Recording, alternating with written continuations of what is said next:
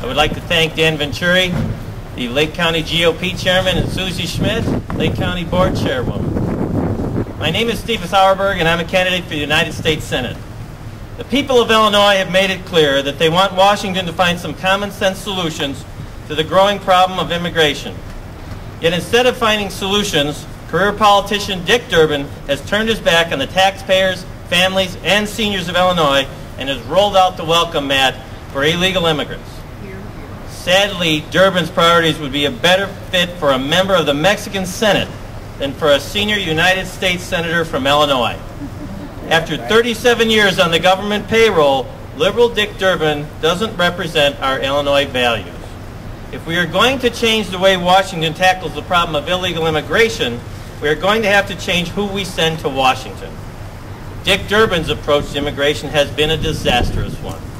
An 800-page, $2.6 trillion amnesty plan, opposition to building a fence, incentives to reward those who came here illegally, and even special legislation that Durbin personally introduced to protect illegal aliens who are convicted felons.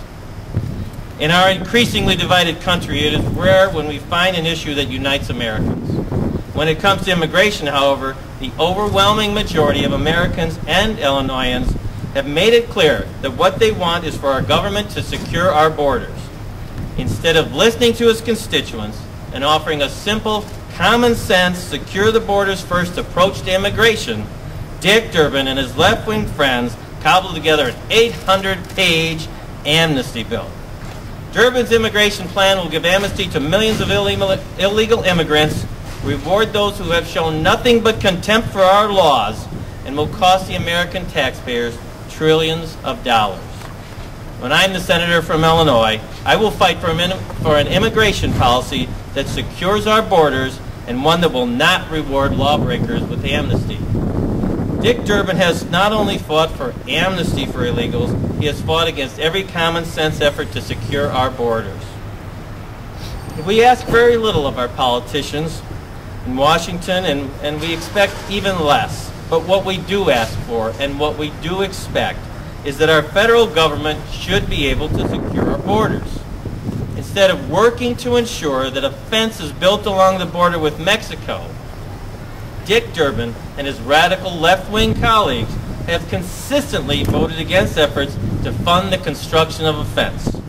When I am a senator from Illinois, I will listen to my constituents. I will fight to secure our border and will make sure that we fund and construct a fence on our border with Mexico. More than wanting just to protect the open border status quo, Durbin actually wants to provide incentives to those who break the law and sneak into this country illegally. This week, Dick Durbin is expected to propose his so-called DREAM Act. This legislation is certainly a dream for illegal immigrants, but it is a nightmare for the taxpayers of this state. Dick Durbin's radical legislation would actually encourage illegal immigrants by forcing taxpayers to subsidize college for the children of illegal immigrants. When I'm a senator from Illinois, I will put Illinois taxpayers and families first by fighting every effort that promotes illegal immigration.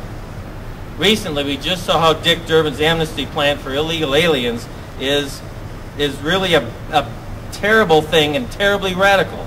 Senator Durbin is fighting to give amnesty to illegal immigrants convicted of felonies. And the fact is, sadly, Dick Durbin crafted specific legislation to give amnesty to Elvira Arellano, a multiple-time lawbreaker and a convicted felon. I am here to remind the senator that we are a country of laws. It is simply outrageous that ultra-liberal Dick Durbin would fight for the rights of an illegal alien who has completely disregarded and indeed broken the laws of this nation.